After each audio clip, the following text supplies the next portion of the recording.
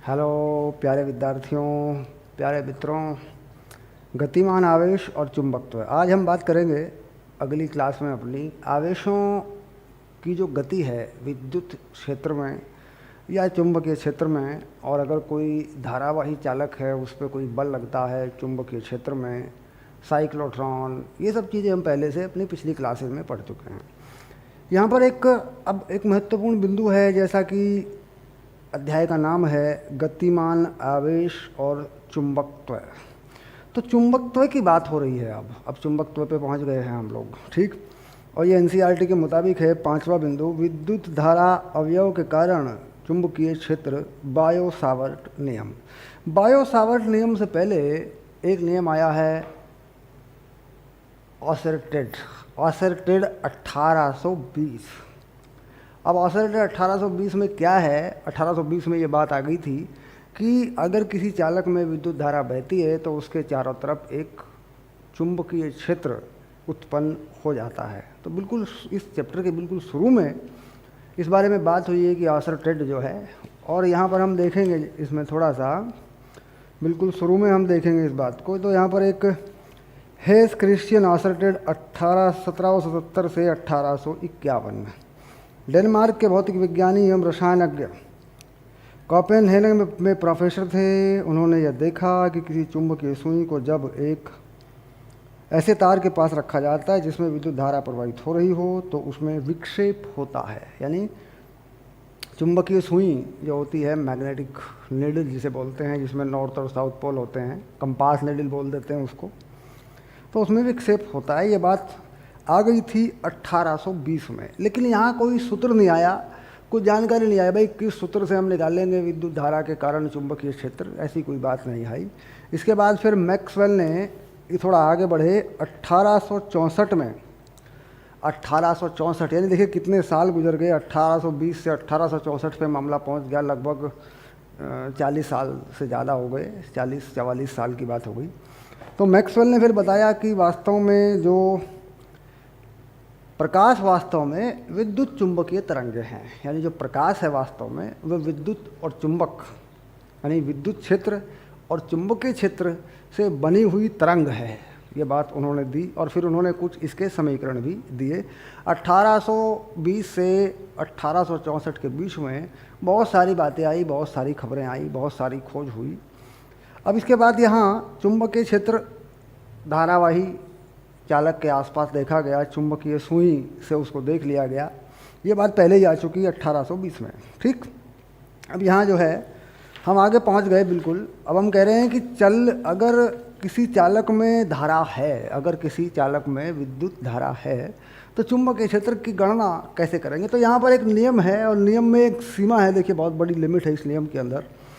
विद्युत धारा अवयव, विद्युत धारा के कारण नहीं, विद्युत धारा के कारण, और शर्त यह है विद्युत धारा अवयव। अवयव मतलब विद्युत धारा का एक, विद्युत धारा चालक का एक टुकड़ा, या विद्युत धारा की कुछ जहाँ बह रही है वहाँ की कुछ लंबाई के कारण चुंबकीय क्षेत्र। यह है बायो सावर्ट नियम, ठीक है।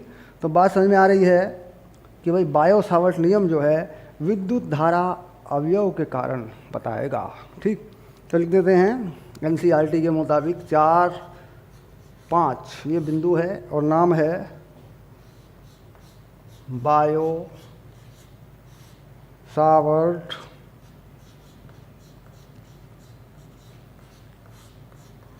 नियम।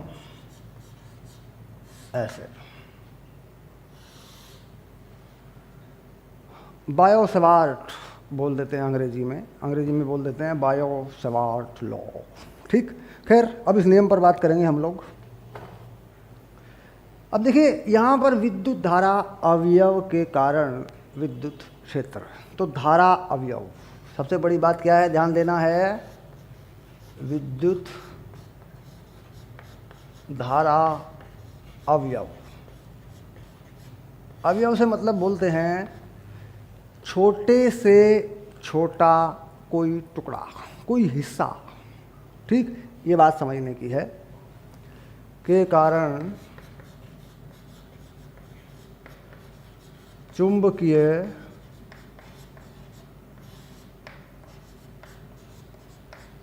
क्षेत्र, ठीक। विद्युत क्षेत्र बोल देता हूँ मैं अक्सर विद्युत क्षेत्र एक्चुअली पढ़ाया तो याद ज़्यादा रहता है वो विद्युत क्षेत्र। बहुत बड़ा चैप्टर था विद्युत क्षेत्र, स्थिर विद्युत की धारिता वगैरह हमने पढ़ी। तो खैर, विद्युत धारा अवयव के कारण चुंबकीय क्षेत्र, magnetic field due to current element, okay, magnetic field due to current element, okay. चलिए, अब यहाँ करंट एलिमेंट का कोई अवयव हमें लेना है तो बड़ी आसानी से हम एक करंट एलिमेंट बना लेंगे। देखो इस तरीके से,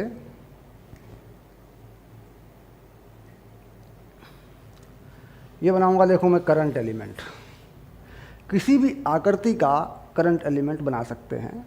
तो ये करंट एलिमेंट जो है, इसमें जो धारा है वो हम मान लेते हैं I। इस करंट एलिमेंट में जो धारा है वो कितनी, I, यानी I एम्पियर, ठीक।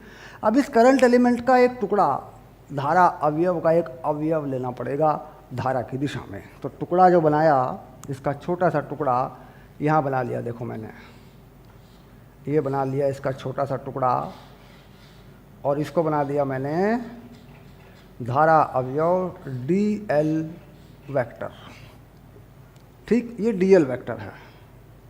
अब इसकी लंबाई बहुत कम है, समाकलन में लिया गया ये छोटा सा हिस्सा है, नहीं तो मैं इसे डेल्टा एल भी ले सकता हूँ। मतलब एक औसतन लंबाई नहीं है, ये बहुत छोटा सा हिस्सा है। और अब इस हिस्से से मान लीजिए मैं किसी बिंदु पर इस हिस्से के कारण जिसमें ये धारा बह रही है, मैं चुंबकीय क्षेत्र देखता हूँ, तो इस हिस्से से मैं किसी बिंदु तक जाऊँ तो वहाँ पर एक सदिश बनाता हूँ मैं। मान लीजिए यहाँ से बनाऊँ सदिश ऐसे, तो ध्यान रहे इस सदिश की जो स्थिति बताएगा dl से बिंदु P की दिशा जो है वो dl से बिंदु की तरफ है। अब मान लीजिए ये बिंदु बना लूँ मैं, बिंदु P, तो बिंदु P पर चुंबकीय क्षेत्र मुझे बताना है। यानी नियम जो परिभाषित हुआ वो सदिश रूप में हुआ, यानी जो विद्युत धारा की थोड़ी सी लंबाई, चालक तार की थोड़ी सी लंबाई मापी गई, वो धारा की दिशा में dl थोड़ा सा लिया गया। उसी dl से एक स्थिति बनाई गई किसी बिंदु की जहाँ पर हम चुंबकीय क्षेत्र देखना चाहते हैं। बिंदु P की स्थिति का ये सदिश है r, ठीक। अब परिभाषित किया गया नियम कि किन किन बातों पर ये निर्भर करेगा, ठीक। अब यहाँ अगर हम इसको सदिश रूप में लें तो सदिश रूप में चुंबकीय क्षेत्र एक सदिश राशि है, ठीक। अगर सीधे सीधे लिख दें इसको कि भाई किन किन बातों पर ये निर्भर करेगा, तो सीधा का सीधा हम लिख सकते हैं बिंदु P पर चुंबकीय क्षेत्र छोटा सा dB सदिश राशि μ0 upon 4 pi I dl cross r बटे r के परिमाण का घन, और ये है टेस्ला। यानी जो टेस्ला है वो क्या है, चुंबकीय क्षेत्र की इकाई यानी मात्रक है, उसका SI मात्रक है चुंबकीय क्षेत्र का। अब ये सूत्र है सही मायने में जो होता है, क्यों? क्योंकि dl और r, देखिए ये दो राशियों का ये सदिश गुणनफल है। सदिश गुणनफल यानी अंगूठे, दाएं हाथ के अंगूठे की हथेली घुमाएं तो हमें सदिश गुणनफल की दिशा पता चल जाती है। अब मान लीजिए मैं इसको थोड़ा ठीक करूं और इसको पीछे वाली क्लास में लेके जाऊं, यानी 9th या 10th क्लास में चुंबकीय क्षेत्र की बात करूं, तो उस तरीके से अगर मैं देखूं तो ये किस तरीके से ये बातें निर्भर हो रही हैं, ये कैसे निर्भर करता है इस बिंदु पे B। तो dB का परिमाण अगर देखूं, dB का परिमाण I dl sign theta upon r², ये परिमाण है। dB का परिमाण समानुपाती है धारा के मान के, कितनी लंबाई का चालक जिसमें धारा बह रही वो लिया, साइन थीटा dl और r के बीच का कोण है। देखिए dl और r के बीच का कोण ये है।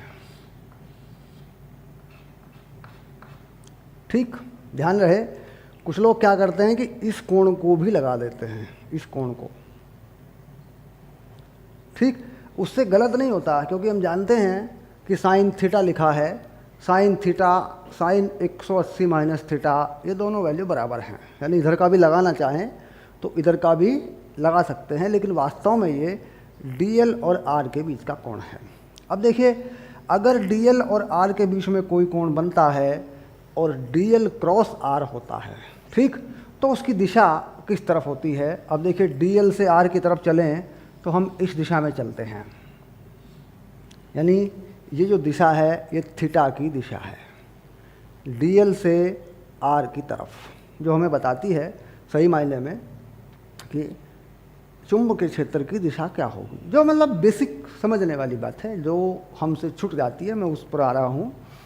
क्योंकि ये जो दिशा है हमारे पास, ये dl की दिशा है और ये r की दिशा है। तो dl क्रॉस r में जो थीटा लगा हुआ है वो dl की तरफ से r की तरफ घूमने वाला कोण है। यानी जो कोण है, अगर मैं यहाँ देखूँ तो इस तरीके से घूमता है, ऐसे। तो dl क्रॉस r की दिशा तल के लंबवत ब्लैक बोर्ड पे अंदर की तरफ पहुँच जाती है, अगर इसी चित्र को मान लिया जाए। ठीक, अब अगर मैं, जैसा कि लोग करते हैं, यहाँ से थोड़ी देर के लिए एक कोण बना लूँ, जो कि लोग बताते हैं कि भाई ये जो कोण है इसे मान लूँ 180 माइनस थीटा, अगर मैं इस कोण को मान लूँ ऐसे, ठीक, जो कि अक्सर कर देते हैं लोग ऐसा।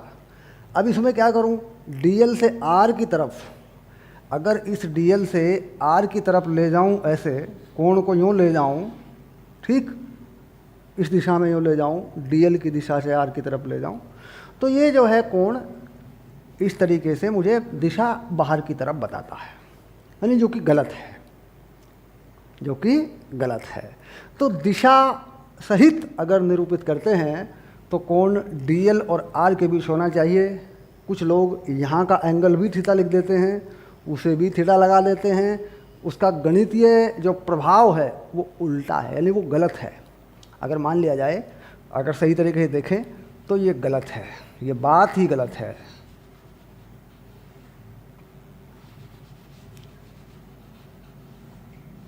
ये देखिए, मैंने हटा दिया, ठीक।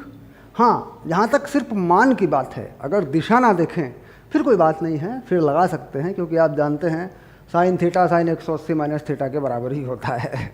लेकिन गलत काम नहीं, गलत बात नहीं, गलत बेसिक नहीं बनाना है। ओके, चलिए, तो इससे पता चल गया कि जो दिशा है वो dl और r के तल के लंबवत होगी। अब मान लीजिए dl और r का जो तल है वो ये बोर्ड है, तो इसके तल के लंबवत होगी। और जैसे ही यहाँ dl और r पे रखेंगे और दाएं हाथ की हथेली से अंगूठे को रख के घुमाएंगे, ठीक, यानी जो दाएं हाथ की हथेली का नियम है उसको घुमाएंगे, तो पता लगेगा कि जो dl क्रॉस r की दिशा है वो तल के लंबवत है। यानी पर जो यहाँ पर जो चुंबकीय क्षेत्र होगा वो अंदर की तरफ होगा।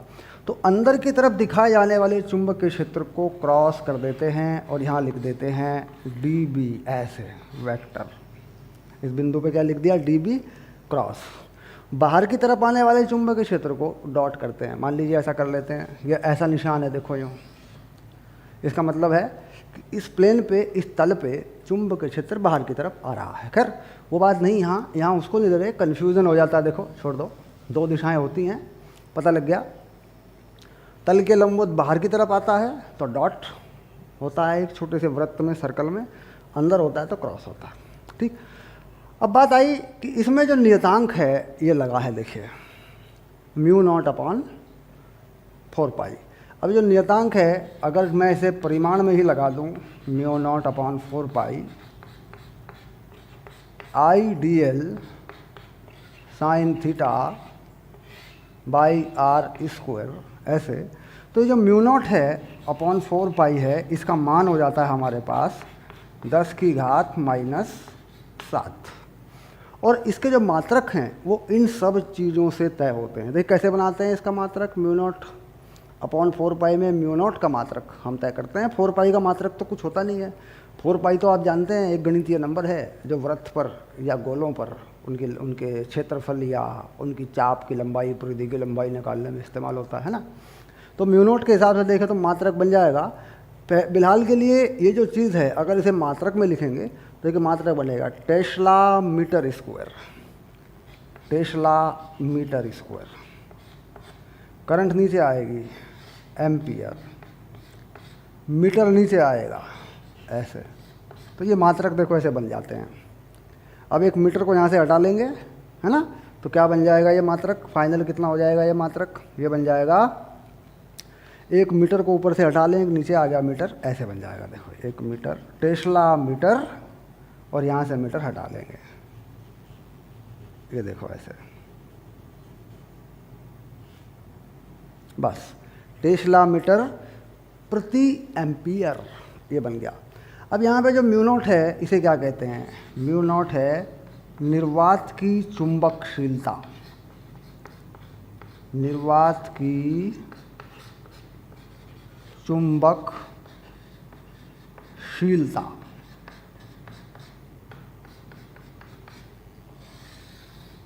ठीक, निर्वात की चुंबकशीलता, निर्वात की विद्युतशीलता, इस तरह के 2 नियतांक इस्तेमाल होते हैं जो कि म्यू नॉट है ना।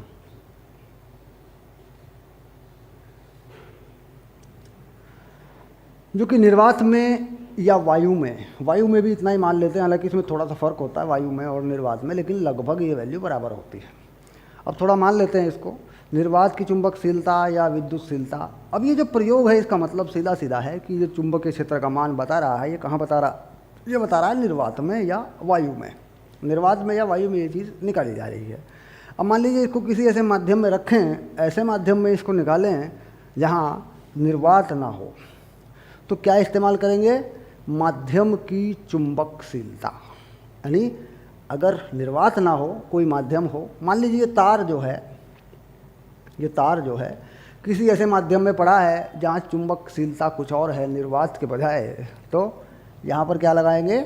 उस माध्यम की चुंबकशीलता। ठीक, ओके।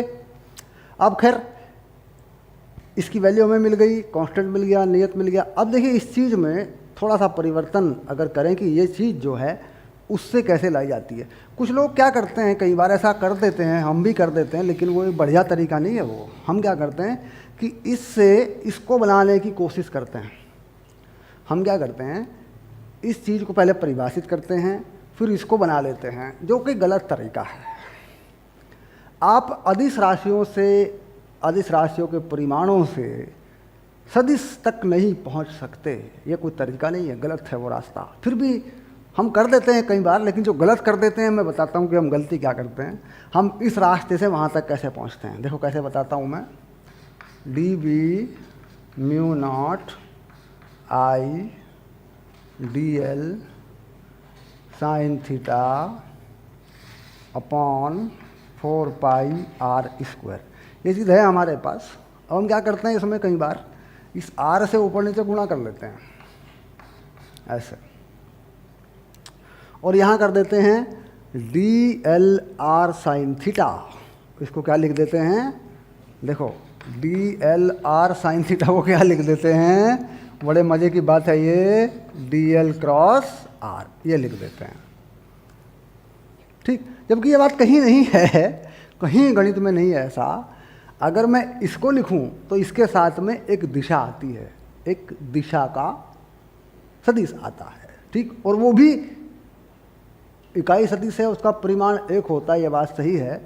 लेकिन अगर ऐसा कहीं लिखा हो तो कोई ज़रूरी नहीं है कि ये चीज़ आती है, हम ऐसा लिख सकते हैं। हाँ, अगर ऐसा लिखा हो तो ये चीज़ लिखी जा सकती है, यानी इधर से इधर तो जा सकते हैं, कोई चिंता नहीं है, पक्की बात है। लेकिन अगर इधर से इधर जाएं तो गणित में ऐसा कहीं नहीं है, कोई ऐसा रूल नहीं है। क्या पता साइन थीटा या थीटा किसके बीच का एंगल है, क्या पता लगेगा? और कैसे गारंटी ले लेंगे कि ऐसा हो रहा है? गुणा करने से कैसे पता लगेगा कि ये बात प्रायोगिक रूप से सत्य है? तो हम इस चीज़ को क्या करते हैं, फिर बदल के डायरेक्ट जो है हम लिख देते हैं कि भाई ये सदिश हो गया। देखो ये जो डी बी है ये सदिश हो गया, और म्यू नॉट आई और D L R sine theta को लिख दिया dl क्रॉस r और नीचे लिख दिया 4 पाई r क्यूब। हम सीधा ऐसे लिख देते हैं और बता देते हैं कि ये दिशा हो गई, लेकिन फिलॉसफी जो है ये जो फिलॉसफी है ये गलत है। सूत्र पूरा है तो ये है, और इसका अगर अदिश निरूपण है, अगर इसका परिमाण है तो ये है, ये इसमें नियतांक हैं। ठीक, तो यानी सारी बातें समझ में आई और ये पता लगा कि किन किन बातों पर चुंबकीय क्षेत्र निर्भर करता है और बायो-सैवर्ट का जो नियम है वो क्या है।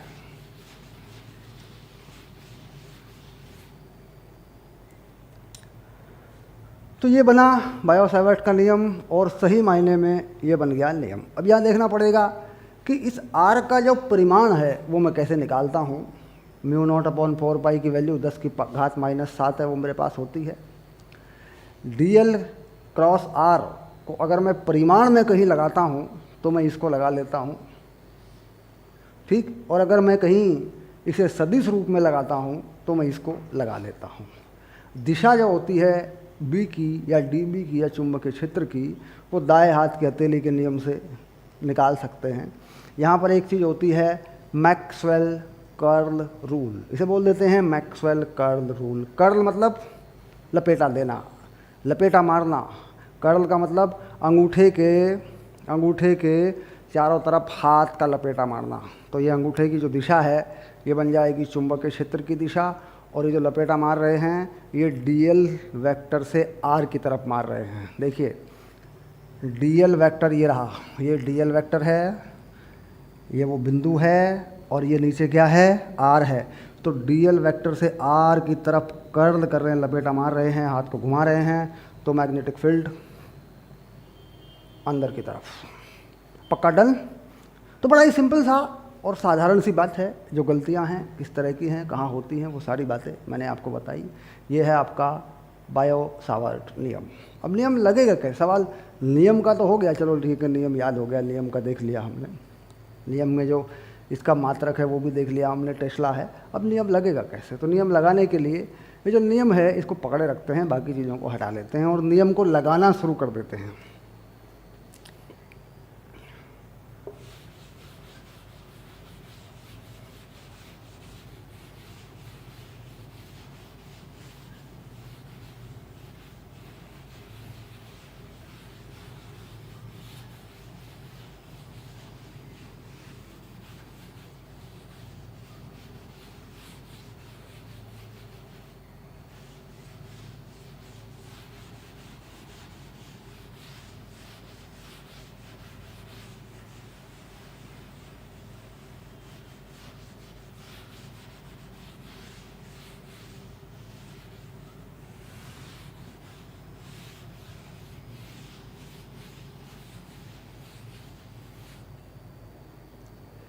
नियम को लगाने की शुरुआत एनसीईआरटी के एक उदाहरण से करते हैं, जो कि सदिश रूप में इस नियम को लगाता है। ठीक, चलिए करते हैं। और ये उदाहरण नंबर 4-5 एनसीईआरटी का उदाहरण है, ये 5 नंबर का उदाहरण है।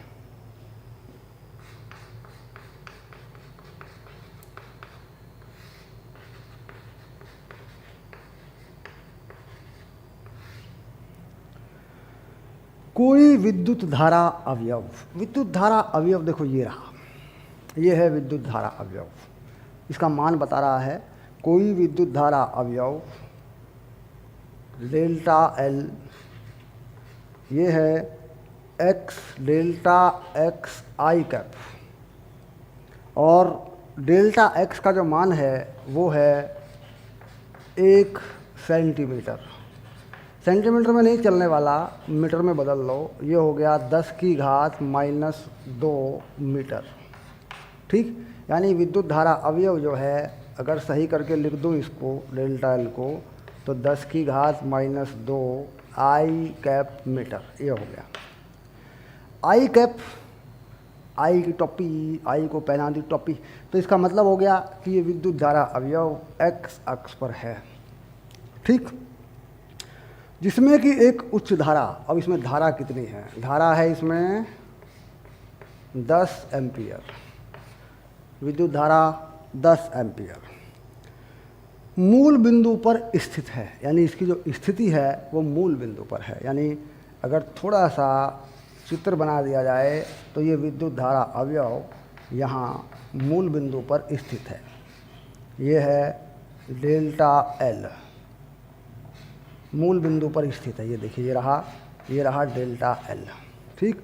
और इसमें जो धारा है आगे की तरफ वो है I बराबर 10 एम्पियर। यानी इसमें धारा बह रही है आगे की तरफ ऐसे 10 एम्पियर। और ये बना दिया तुमने एक्स एक्सिस और ये बना दिया तुमने वाई एक्सिस। इसके बाद वाई अक्ष पर 0.5 मीटर दूरी पर स्थित किसी बिंदु पर इसके कारण चुंबकीय क्षेत्र का मान क्या है? चुंबकीय क्षेत्र का जो मान है वो क्या है? यानी यहाँ पर कोई बिंदु है, बिंदु P हम इसे मान लें, और ये बिंदु जो है वाई अक्ष पर है, और ये जो R है ये है 0.5 जे कैप। यानी R को हम कहाँ मानते हैं? धारा अवयव से बिंदु P की तरफ हम R की दिशा बताते हैं, इसे कहते हैं R। तो R कितना बता रखा है? वाई अक्ष पे आधा मीटर की दूरी पर, यानी इसके साथ क्या लगाना पड़ेगा मुझे? जे कैप। तो यानी R की जो है वो मिल गया R, ये मिल गया 0.5 जे कैप मीटर में। इस R का परिमाण भी मुझे चाहिए, क्योंकि सूत्र में परिमाण भी लगेगा। इस R का परिमाण कितना हो जाएगा? 0.5 ही हो जाएगा इसका परिमाण मीटर में, ठीक। यानी दिशा हटा लेंगे, किसी भी सदिश का परिमाण निकालना आप जानते हैं, ठीक है। ये हो गया। अब देखिए यहाँ लगने वाली सारी चीज़ें मुझे मिल गई हैं। अब मैं सूत्र में डाल दूँ तो मुझे उत्तर भी मिलेगा। चलिए उत्तर निकाल लेते हैं।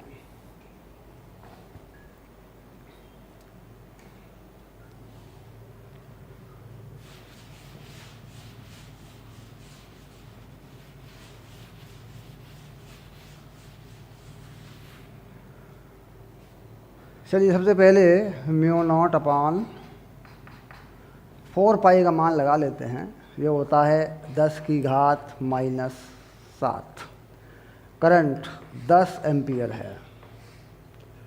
dl क्रॉस r, जो dl है वो है 10⁻⁻2 I कैप।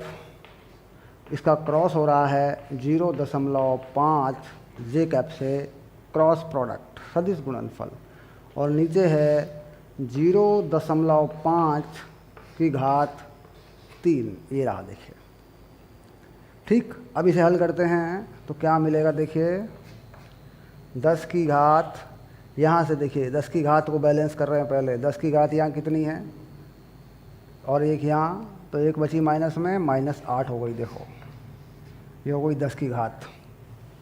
अब ये 5 है, इसे काट दें यहाँ से। I और क्रॉस जे ये होता है K कैप। I क्रॉस जे क्या होता है? सदिश गुणनफल में ये K कैप हो जाता है। और नीचे क्या बचेगा? नीचे बचेगा 0.5 का वर्ग। ऐसे ये हो गया थोड़ा सा चुंबकीय क्षेत्र, ठीक। अब इसमें ये किस तरफ है? जेड अक्ष की तरफ है।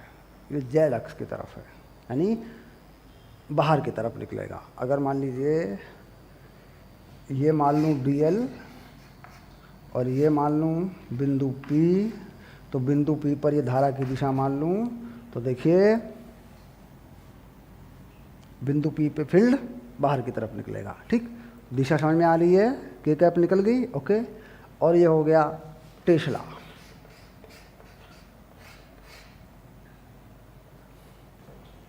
पक्का? Check, okay. अब और ठीक करेंगे तो 0.25 कर लेंगे, उसको फिर सॉल्व कर लेंगे। और थोड़ा सॉल्व कर देते हैं यार।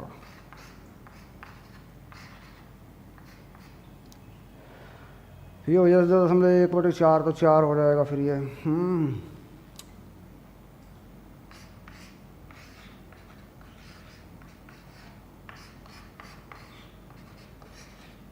ऐसे, और ये आ रहा है के कैप की तरफ ऐसे।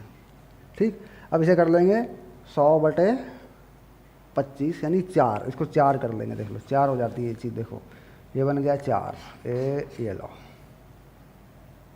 ठीक, कंफर्म। तो ये जो है आपका उत्तर हुआ, और आपको ये पता चल गया कि इसकी दिशा किस तरफ है, ये भी पता लग गया आपको।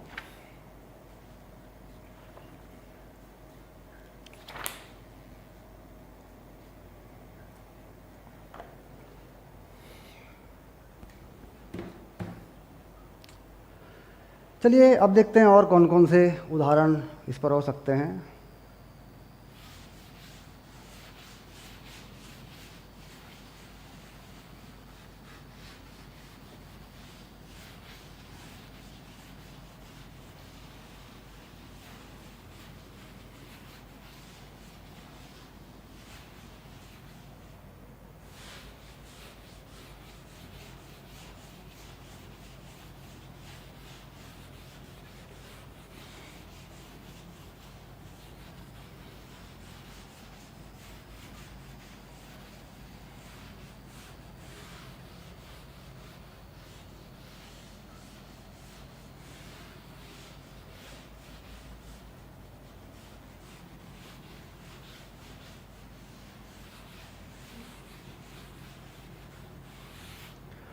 तो पकड़ के रखें कि भाई ये जो है हमारा सूत्र है, तो इसको सूत्र की जगह रखें। ये सूत्र बन गया, देखो ये फार्मूला मान, इसको फार्मूला मान लें या इसको सूत्र मान लें। और अब करते हैं अनुप्रयोग, यानी बायो सावर्ट नियम, और थोड़ा लिख देते हैं आगे अनुप्रयोग। अनुप्रयोग से मतलब कहाँ कहाँ हमें चुंबकीय क्षेत्र निकालना है। ठीक, तो पहला इम्पॉर्टेंट अनुप्रयोग वृत्तीय पाश, सर्कुलर लूप। वृत्तीय पाश,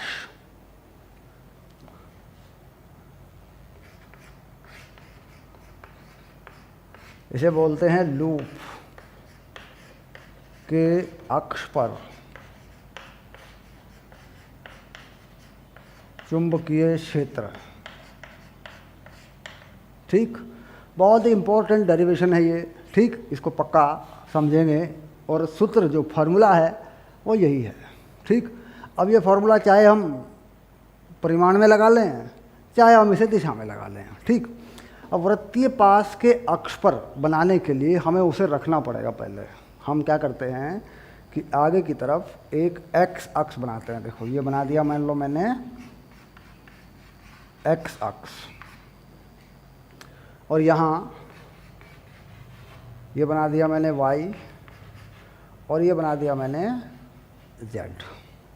ठीक, तो लूप को वाई जेड तल में रखते हैं, लूप को वाई जेड तल में रखते हैं। देखो ऐसे यूँ, और इसमें एक धारा पास करते हैं, और जो लूप की त्रिज्या है उसको आर मान लेते हैं। लूप की जो त्रिज्या है उसको क्या मान लें, आर मान लेते हैं।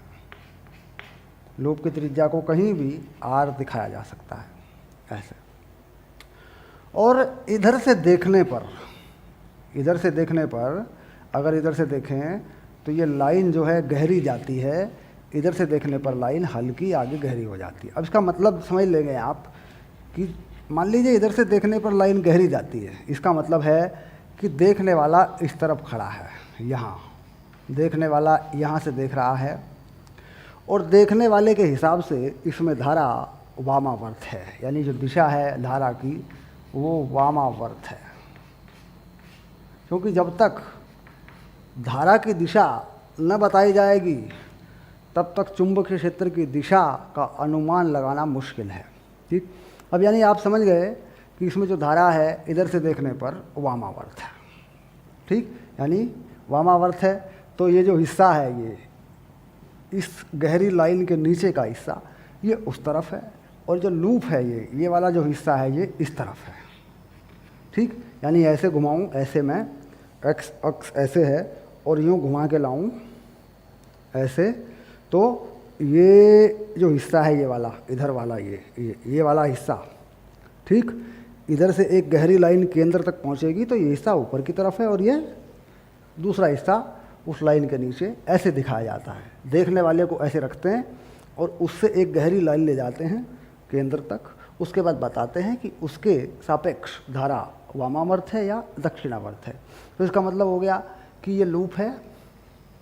बात को आराम से समझेंगे क्योंकि इसमें बड़ा कन्फ्यूज़न होता है। ये लूप है, ये धारा ऐसे बह रही है और मैं इस तरफ खड़ा हूँ, तो मेरे हिसाब से वामावर्त है। वामावर्त धारा होने की वजह से जो चुंबकीय क्षेत्र का मान है, अगर अंगूठा घुमाऊँ तो परे को है, उस तरफ को है। ठीक, ये बात समझ में आ गई, इतना हमें करना है। अब क्या करते हैं कि इस पे कोई छोटा सा dl मान लेते हैं, dl वेक्टर। ठीक, हालांकि परिमाण लगाएंगे लेकिन रूल यह है कि dl मान लेते हैं ऐसे, और dl को ऐसे लेते हैं और यहाँ से dl से यहाँ तक कोई r डाल देते हैं ऐसे। देखिए ये हो गया r, ऐसे। r को सदिश माने या आप परिमाण में लिख दें, कोई बात नहीं, नियम तो यही है कि आप सदिश माने इसको। ठीक, अब देखिए dl और r के बीच का जो ये कोण है, ये 90 डिग्री है। ठीक, क्योंकि अगर मैं इस r को यहाँ से देखूँ, ऐसे किसी लूप को यूँ देखूँ, तो ये मान लीजिए मेरा हाथ है, देखो ये r है और ये अक्ष है, ये r है। तो ऐसे घुमाऊँ मैं ऐसे, तो हमेशा उस वृत्त की परिधि में और इस r में हमेशा कोण जो है वो 90 डिग्री का रहता है। यानी कुल मान के चलिए कि जो r है ये शंकु की तिरछी ऊंचाई पर है और ये जो वृत्त है ये शंकु के आधार पर है। शंकु का जो वृत्ताकार आधार है, ये वृत्त उस पर है, उस पर करंट है, और ये जो r है ये तिरछी ऊंचाई पर है।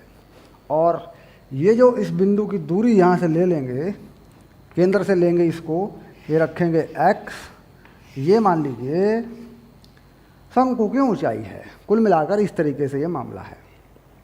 ठीक, यानी तीनों दिशाओं में देखने पर ये जो वृत्त है, करंट जो है, ये किस में है? ये है YZ तल में। ठीक, तो बात समझ में आ गई, और बनाकर भी देख सकते हैं, प्रैक्टिकली देख सकते हैं, प्रयोग कर सकते हैं जैसे मैंने समझाया। चलिए आगे बढ़ते हैं। तो इस dl की वजह से यहाँ जो चुंबकीय क्षेत्र होगा वो इस r के और dl के तल के लंबवत होगा। dl के r के लंबवत होगा और dl से r की तरफ बनने वाले कोण के अनुसार होगा। अब देखिए, पकड़ना पड़ेगा, इस चीज़ को समझना पड़ेगा। मान लीजिए ये वृत्त है, ठीक, ये वृत्त है और ये dl है, ये dl है, dl जा रहा है इधर को। अब इस dl को यहाँ से r पे डाल देता हूँ ऐसे, ये r है, ये वाला r है, और पकड़े फिर से, ये dl है, यहाँ dl है ऊपर मान लिया मैंने। तो dl और r, dl की तरफ से यूँ तिरछा, ये dl है, ये r है, तो dl और r के बीच में बनने वाला कोण जो है यूँ तिरछा, थोड़ा सा तिरछा कोण यूँ बनेगा, उसके लंबवत चुंबकीय क्षेत्र उठेगा। तो चुंबकीय क्षेत्र इस r के लंबवत और dl के भी लंबवत, लेकिन हम इसके लंबवत तो दिखा ही सकते हैं, यहाँ चुंबकीय क्षेत्र उठेगा dB, ऐसे। और ये मान लेते हैं कि जो कोण है थोड़ा सा अक्ष से जो बनता है, इसे मान लेते हैं थीटा, इसे मान लेते हैं, देखिए पहले इसे मान लेते हैं थीटा। तो ये कितना हो गया? ये पूरा कोण जो है ये लंबवत है, ये 90 हो गया, ये हो जाएगा 90 माइनस थीटा, और ये पूरा फिर 90 है तो ये हो जाएगा थीटा। ठीक, यानी y अक्ष से या लंबवत दिशा से कितना कोण है? थीटा। और ये 90 माइनस थीटा, क्योंकि पूरा 90 है, ये एंगल कितना है? पूरा 90 है, सिंपल सी बात है, और ये थीटा बन जाएगा फिर।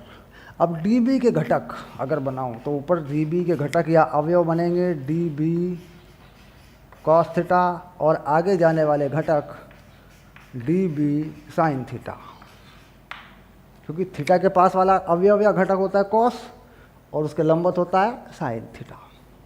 ठीक, अब यहाँ हमें तय करना होगा कि इनमें से कौन सा घटक सही मायने में काम करेगा और कौन सा घटक खत्म हो जाएगा, ये पक्का करना पड़ेगा हमें। अब देखिए dB कॉस थीटा अगर पूरे धारा अवयवों को जोड़ के देखें, पूरे धारा अवयवों को पूरे वृत्त पे देखें, तो डी बी कॉस थीटा चारों तरफ बनेंगे। यानी डी बी कॉस थीटा ऐसे बनेंगे, अगर बिंदु पी पे देखूं तो ये सब देखो डी बी कॉस थीटा ऐसे बन जाएंगे, बिल्कुल एक दूसरे के विपरीत बनेंगे सारे के सारे। और डी बी साइन थीटा सब आगे की तरफ जाके ऐड हो जाएंगे ऐसे, और ये सब एक दूसरे को कैंसिल कर देंगे। यानी डी बी कॉस थीटा ये एक यूँ है, एक यूँ है, एक यूँ है, एक यूँ है, फिर पीछे देखा यूँ है, यूँ चारों तरफ बन के आ रहे हैं, तो ये सारे के सारे एक दूसरे को कैंसिल कर देंगे। लेकिन जो डी बी साइन थीटा है वो सारे आगे की तरफ हैं, वो सारे जुड़ जाएंगे। तो कुल मिला के डी बी साइन थीटा को अगर मैं लिखूँ D B C B cos theta को, तो सीधा लिख दूँ 0 से 2 पाई, ठीक, या 2 पाई आर लिख सकता हूँ। जो पूरी परिधि है वो कितनी है, 2 पाई आर, या 2 पाई लिख सकता हूँ। कहता है ये 0 हो जाता है। ये सभी घटक एक दूसरे को कैंसिल कर देंगे, निरस्त कर देंगे। इसके बाद निकालना क्या बाकी रह गया, डी बी साइन थीटा। अब डी बी साइन थीटा का मान यहाँ निकालते हैं कितना बनता है। डी बी साइन थीटा, इसे क्या कहें, इसे कहें बी एक्स, यानी एक्स अक्ष पर जो चुंबकीय क्षेत्र है, अक्ष पर कहते हैं पाश के या लूप के अक्ष पर एक बिंदु पर जो चुंबकीय क्षेत्र है। और ये बिंदु क्या है, इस बिंदु को मान ले तुम पी मान लेते हैं, लीजिए ये रहा बिंदु पी पर, ठीक, क्लियर हो रहा है, बिंदु पी पर, ओके। अब चलते हैं, अब डी बी का मान लिखते हैं। अब डी बी का मान हम परिमाण में लिख देते हैं, क्योंकि हम जानते हैं डी एल और आर के बीच का कोण 90 है, ओके। तो कर देते हैं म्यू नॉट अपॉन 4 पाई आई डी एल साइन 90 बटे आर स्क्वायर साइन थीटा। ये बन गया, देखो डी एल और आर के बीच का कोण 90 है। ये साइन थीटा किस कारण है, ये साइन थीटा घटक या अवयव के कारण है, ये किसी के बीच का कोण नहीं है, डी एल या आर के बीच का कोण नहीं है। अक्सर फॉर्मूले में लिखा होता है डी एल साइन थीटा, तो वो वाली चीज़ ये नहीं है। ये साइन थीटा आया है इस घटक के कारण, क्योंकि आप देख रहे हैं डी एल और आर के बीच में कोण 90 है, तो वो ये कोण डी एल और आर के बीच का कोण ये है, ठीक। तो पहचान हो गई, आगे बढ़ें, चलिए आगे बढ़ते हैं।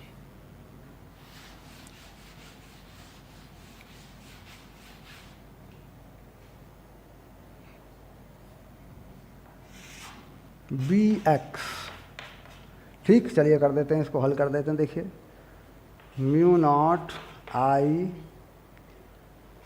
4 पाई डी एल, डी एल का मतलब कितनी लंबाई में करंट है, तो करंट एक जैसा है, 2 पाई आर में करंट है, तो डी एल की जगह क्या लगा देंगे, 2 पाई आर लगा देंगे, ठीक। और साइन थीटा हो जाएगा आर बटे बड़ा आर, यानी लंब बटे कर्ण। तो साइन थीटा को देखें तो इसकी त्रिज्या जो होगी वृत्त की वो किस पर रहेगी, लंब पे, और ये जो आर है ये किस पर रहेगा, कर्ण पे। यानी एक समकोण त्रिभुज जैसा है, एक शंकु की जो त्रिज्या है केंद्र से वो लंब हो जाएगी और उसकी तिरछी ऊंचाई कर्ण हो जाएगी। तो बन गया साइन थीटा आर बटे आर, और एक आर यहाँ पर पहले से पड़ा है उसका स्क्वायर है, ये बन गया, देखिए ऐसे, ठीक। चलिए आगे बढ़ते हैं, थोड़ा सा और, एक बार और बस, mu not I 2 pi are square हो गया ऊपर, और नीचे हो गया 4 पाई आर का मान r square plus x square, power बन गई 3/2। ये देखिए कैसे, आर की पावर कितनी है, 3, और आर का जो मान है वो कितना है, वो है r square plus x square का वर्गमूल। ये देखिए ये है आर, पाइथागोरस के प्रमेय से समकोण त्रिभुज में ये आर है, लगा दिया वहाँ पे, ठीक। अब अगर आप चाहें तो इस 2 पाई से ये पाई काट सकते हैं, चाहे तो ना काटें, क्योंकि सूत्र ऐसे ही लगा होता है, ऐसे ही बना होता है सूत्र। तो ये है चुंबकीय क्षेत्र, और आप देख रहे हैं कि ये चुंबकीय क्षेत्र एक्स अक्ष यानी जो वृत्ताकार लूप है उसके अक्ष के अनुदिश है। यहाँ से देखने पर अगर धारा वामावर्त है तो ये चुंबक क्षेत्र यूँ निकल के आएगा, जैसा कि मैंने दिखा रखा है। ठीक, इस धारा की दिशा को गलत तरीके से देखने के कारण ऐसा लगेगा कि ये गलत है। मैं बता दूं पहले ही क्योंकि होता क्या है कि हम कई तरीक़ों से पढ़ते हैं, कई टीचर से हम पढ़ लेते हैं और इसको बड़ी तेज़ी से टीचर खींच खांच के उल्टा पुल्टा करके दिखा देते हैं। वो उनका जो धारा की दिशा मानने का कोई यहाँ पैमाना नहीं है, कोई सिस्टम नहीं है, वो कैसे ही बना के दिखा देते हैं। तो आपको ऐसा लगता है कि ये गलत है, ये उल्टा है। अक्सर ऐसा होता है। मैंने इंग्लिश मीडियम में इसको दिया और यूट्यूब पे वो वीडियो पड़ी थी मेरी, तो उसमें कई लोगों ने कहा कि धारा की दिशा तो गलत है। तो ये चीज़ें क्यों? क्योंकि किसी ने पहले पढ़ा दिया और उसको रट्टे में मान लिया हमने, तो ऐसा लगता है कि यार ये सर वाला तो गलत है। तो चीज़ को ठीक से समझें कि धारा की दिशा यहाँ खड़ा होकर इधर से देखें, केंद्र तक गहरी लाइन है, इस लूप में वामावर्त है, तब ये चुंबकीय क्षेत्र की दिशा है यहाँ पर। इसको पक्का कर लें। ठीक, सारी चीज़ें मैंने बताई हैं कि भाई ये लंबवत होगा, ये सब इसमें आपने पढ़ा है। Okay, confirm. तो ये बन गया इसका सूत्र। अब इस सूत्र को पास के केंद्र तक ले जाना है, इसको ठीक करना है थोड़ा। केंद्र पे भी काम करेगा ये, तो केंद्र तक ले आते हैं इसको। चलिए केंद्र पे ले आते हैं।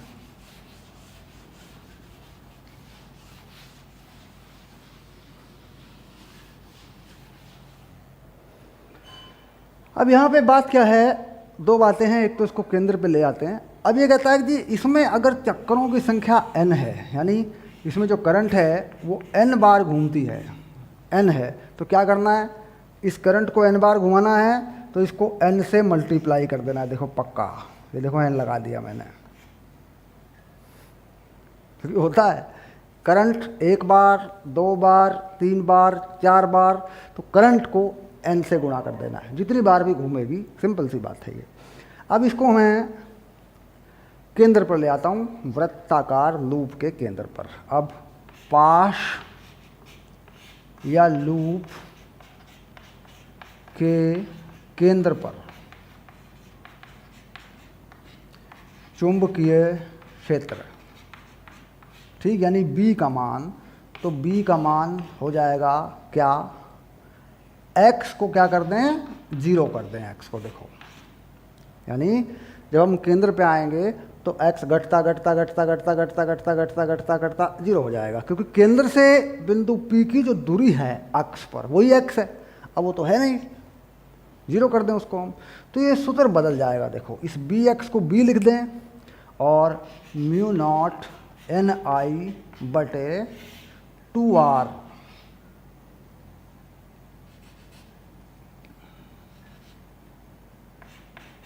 ये बन जाएगा। ठीक, ठीक करें, देख कैसे बना। देखो इस 2 पाई से 2 पाई हटा लें तो नीचे क्या बचेगा, 2 बचेगा। x को 0 कर दें तो r की पावर 3 हो जाएगी, ऊपर 2 है, कट जाएगी 1, तो ये बन जाएगा सूत्र। वृत्त के वृत्ताकार लूप के केंद्र पर चुंबकीय क्षेत्र, दिशा वही अंगूठे वाली दाएं हाथ की हथेली से बता सकते हैं दिशा।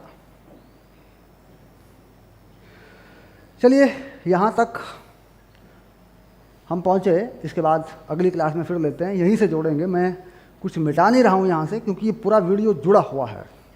ठीक, अगली क्लास में देखते हैं। 50 मिनट हो गए लगभग, अगली क्लास में पढ़ेंगे। ठीक है।